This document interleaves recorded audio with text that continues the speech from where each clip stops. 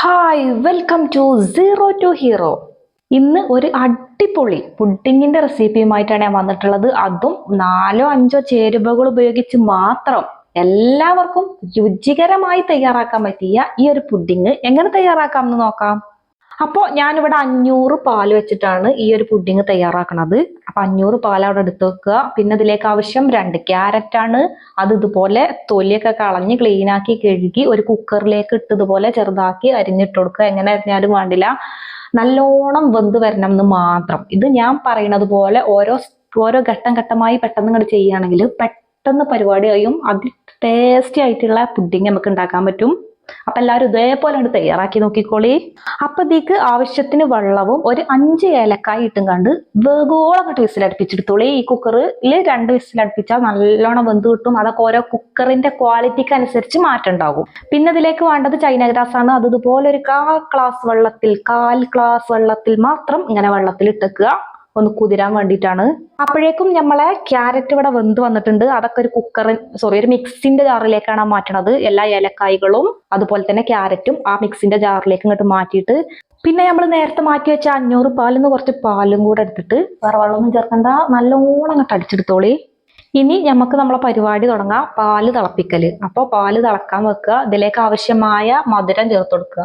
പഞ്ചസാരയോ ഇതുപോലെ മിൽക്ക് മേഡോ എന്താച്ചാണ് ചേർത്ത് കൊടുത്തിട്ട് നന്നായിട്ട് ഇളക്കി കൊടുക്കുക. ഈ ടൈമിൽ തന്നെ ഇതിലേക്ക് നമ്മൾ നേരത്തെ പേസ്റ്റാക്കി വെച്ചിട്ടുള്ള ക്യാരറ്റ് ആൻഡ് ഏലക്കായി അതും കൂടി ഇങ്ങോട്ട് ചേർത്തിട്ട് നന്നായിട്ട് തിരിച്ചും മറിച്ചൊക്കെ നന്നായിട്ട് ഇങ്ങോട്ട് ഇളക്കിര പാലും ഈ പേസ്റ്റും കൂടി യോജിപ്പിച്ചു കൊടുക്കുക. കണ്ടില്ലേ, ചില കട്ട കുത്തി നിൽക്കണ പോലെയൊക്കെ അതൊക്കെ നന്നായിട്ട് ഇങ്ങോട്ട് ഇളക്കിയ നല്ല ഉഷാറായി വരും. അപ്പൊ ഇതുപോലെ നന്നായിട്ട് ഇളക്കി കൊടുക്കുക.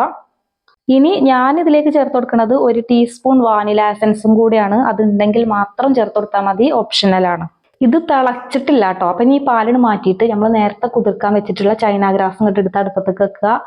ഒന്ന് ഉരുക്കി എടുക്കുകയാണ് വേണ്ടത്. പെട്ടെന്ന് ഉരുകണ സാധനമാണ്. അപ്പോൾ ഒന്ന് തിളപ്പിക്കുക, നന്നായിട്ട് ഇതുപോലെ ഉരുക്കി എടുക്കുക. അപ്പൊ നമ്മൾ ചൈന ഗ്രാസ് ഒക്കെ ഇവിടെ ഉരുകി വന്നിട്ടുണ്ട്. അപ്പൊ ഇത്രയും മതിയാകും. ഇനി നമ്മളിത് നേരത്തെ തയ്യാറാക്കി വെച്ചിട്ടുള്ള പാല്, ക്യാരറ്റ് ഈ ഒരു കൂട്ടിലേക്ക് ചേർത്ത് കൊടുക്കുക. അരിക്കണ്ടൊന്നും ആവശ്യമില്ല, അങ്ങനെ തന്നെയാണ് ചേർക്കുക. അരിക്കണുണ്ട്, അത് ലാസ്റ്റ്. അപ്പോൾ ഈ ഒരു ചൈന ഗ്രാസ് ഇതിലേക്ക് ഒഴിച്ച് കണ്ടില്ലേ, നന്നാക്കി അപ്പൊ തന്നെ ഇളക്കി നന്നാക്കി ഇങ്ങോട്ട് മിക്സാക്കി കൊടുക്കണം കേട്ടോ. നന്നാക്കി ഇങ്ങോട്ട് മിക്സാക്കി കൊടുക്കുക. ശേഷം ഈ ഇതൊക്കെ ചൂടോടെ തന്നെ കേട്ടോ. ആ പാലും ഈ ചൈന ഗ്രാസ് ഒക്കെ നല്ല ചൂടിലാണ് നിൽക്കുന്നത്. അപ്പൊ ഇനി ഇത് മറ്റൊരു പാത്രത്തിലേക്ക് ഇതുപോലെ അരിച്ചാണ് ചേർക്കണത്. ചൈന ഗ്രാസ്, ഏലക്കായി അതിൻ്റെയൊക്കെ ചിലപ്പോൾ വേസ്റ്റുകളൊക്കെ ഉണ്ടാവാൻ സാധ്യത ഉണ്ട്. അപ്പൊ ഇതുപോലെ അരിച്ചെന്നെ ചേർത്ത് കൊടുക്കുക. ഇനി നമുക്ക് ഇതിന്റെ മുകളിലെ ആ പതയൊക്കെ ഒന്ന് മാറ്റി കൊടുക്കുക. എന്നിട്ട് ചൂടാറിയെന്ന് ഉറപ്പ് വരുത്തിയിട്ട് ഇത് ഫ്രിഡ്ജിലേക്ക് മാറ്റണം. ഫ്രീസർക്കല്ല, ഇത് 3 മണിക്കൂറെങ്കിലും നമ്മൾ തണുപ്പിച്ചെടുക്കണം. അതവിടെ തണുത്തിങ്ങോട്ട് വരട്ടെ. അപ്പോൾ നമുക്ക് ഇതിന്റെ ഡെക്കറേഷൻ പരിപാടികളൊക്കെ തുടങ്ങാം. ഞാനിവിടെ ഒരു അരമുറി ക്യാരറ്റ് ഇതുപോലെ ചോപ്പ് ചെയ്തെടുക്കുന്നുണ്ട്. ഇനി ഒന്ന് ഫുൾ എടുത്താലും ഒരു കുഴപ്പമില്ല. ഇനി ഇതിലേക്ക് ഒരു 2 ടീസ്പൂൺ പഞ്ചസാര ഇട്ടിട്ട് മെൽറ്റ് ചെയ്യാൻ വെക്കുക. പഞ്ചസാര അത്യാവശ്യം ഒന്ന് ഉരുകി വന്നാൽ പിന്നെ നമുക്ക് ഇതിലേക്ക് ഒരു ശകലം നെയ്യും കൂടി ചേർക്കുക. ടേസ്റ്റിന് മാത്രമാണ്. കുറച്ച് നെയ്യ് ഇട്ടിച്ചെടുത്താൽ ഒരു വേറെ ടേസ്റ്റ്, അതിൻ്റെ ഒരു ടേസ്റ്റ് വേറെ തന്നെ കേട്ടോ. അപ്പോൾ നെയ്യും കൂടെ ചേർത്തിട്ട് ഇതുപോലെ ഈ ക്യാരറ്റ് ഇതുപോലെ ഒന്ന് കളറ് കൂടി ഒന്ന് വെന്ത് വരുന്ന പരുവം വരെ ഇതുപോലെ വഴറ്റി കൊടുക്കുക. ഇതിപ്പോ ഒരു 3 മണിക്കൂറിന് ശേഷമാണ് നമ്മളെ ക്യാരറ്റ് പുഡിംഗ് ഒക്കെ സെറ്റായി റെഡിയായി വന്നിട്ടുണ്ട്. ഇനി അതിന്റെ മേലെ കൂടെ നമ്മള് ഡെക്കറേഷൻ ചെയ്യാൻ വേണ്ടി എടുത്ത ക്യാരറ്റ് നല്ലോണം തണുക്കണം കേട്ടോ, ചൂടാറണം. എന്നിട്ട് ഇതിന്റെ മേലെ കൂടെ ഇട്ട് കൊടുക്കുക. കൺകുളിർമ നൽകണില്ലേ കാണുമ്പോൾ? അതുപോലെ തന്നെയാണ് കഴിക്കാനും വളരെ ടേസ്റ്റാണ്. ഈ പുഡിംഗ് കഴിക്കുമ്പോൾ ഈ ക്യാരറ്റും കൂടെ കടിക്കുമ്പോൾ ഇരട്ടി ടേസ്റ്റ്.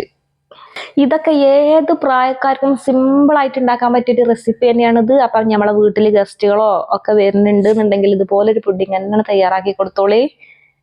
കഴിക്കുന്നവർക്കും ഇഷ്ടാവും. അവരെ ഇഷ്ടപ്പെടലും സംസാരം കാണുമ്പോൾ നമ്മളെ മനസ്സൊന്നും അറിയും. അപ്പം എല്ലാവരും ഇതുപോലെ ഉണ്ടാക്കിക്കോളി. അപ്പം എൻ്റെ വീഡിയോ ഇഷ്ടപ്പെട്ടാൽ പ്ലീസ് സബ്സ്ക്രൈബ് ചെയ്യാനും ലൈക്ക് ചെയ്യാനും കൂടെ ഷെയർ ചെയ്യാനും വിട്ടുപോകരുത്. അപ്പം ഇതുപോലുള്ള സിമ്പിൾ ആയിട്ടുള്ള ടേസ്റ്റി ആയിട്ടുള്ള അടിപൊളി വീഡിയോ ആയിട്ട് അടുത്ത ദിവസം കാണാം. ബൈ.